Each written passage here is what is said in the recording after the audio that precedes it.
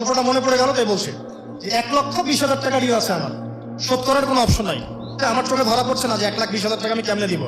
কি হলো, হঠাৎ করে আমরা একটা সার্কুলার দেখলাম যে সারা বাংলাদেশে ইসলামিক ট্যালেন্ট খোঁজা হচ্ছে। 2000 এটা মনে হয় 17 কি 18 সালের মতো, হ্যাঁ 18 না, হ্যাঁ আলোকিত। তো এখন আমার ওয়াইফ বলছেন যে আপনি এটাতে অ্যাপ্লাই করেন। আমি অ্যাপ্লাই করবো, এটা তো আলেমুল আমাদের প্ল্যাটফর্ম, আমি এখানে চ্যানেল থেকে আসা মানুষ কেমন করে কি। তো সে বলছেন আপনি পাবেন ইনশাল্লাহ, আপনি পড়াশোনা করেন ইনশাল্লাহ পারবেন। তো আমি দেখছি আগে প্রাইস কি আছে, কষ্ট তো করবো আগে পুরস্কারটা কি। তো পুরস্কারটা দেখছি যে একটা ওমরা করাবে। ওমরা করা তো যে কারোর জন্য একটা স্বপ্নের ব্যাপার না। আর লেখা আছে যে ফার্স্ট প্রাইস 3 লাখ টাকা, second prize 2 lakh, third price হচ্ছে 1 লাখ টাকা। তো সেটা আচ্ছা ঠিক আছে। তারপর টানা 4 কি 5 মাস দৈনিক 10 থেকে 12 ঘন্টা করে পড়ছে। টানা 4 থেকে 5 মাস দৈনিক 10 থেকে 12 ঘন্টা, নাওয়া খাওয়া সব ওখানে। আর যতটা সহজ মনে করছেন আসলে কিন্তু প্রতিযোগিতা তত সহজ নয়।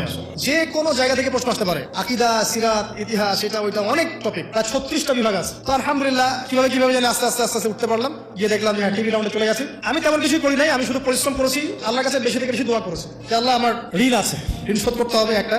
এবং আমি চাচ্ছি যে এই প্রোগ্রামের মধ্য দিয়ে দিনের একটা বড় সার্কেল পাওয়া যায়, দিনী প্ল্যাটফর্ম পাওয়া যায়। আলহামদুলিল্লাহ আল্লাহ পাকের ইচ্ছায় সেখানে একটা ভালো রেজাল্ট হলো এবং সেখানে উমরাও করা হলো আলহামদুলিল্লাহ। এবং ক্যাশ তারা খুব তাড়াতাড়ি দিয়ে দিয়েছে। আমি পুরো ক্যাশটা আগে পেয়েই আগে ঋণটা শোধ।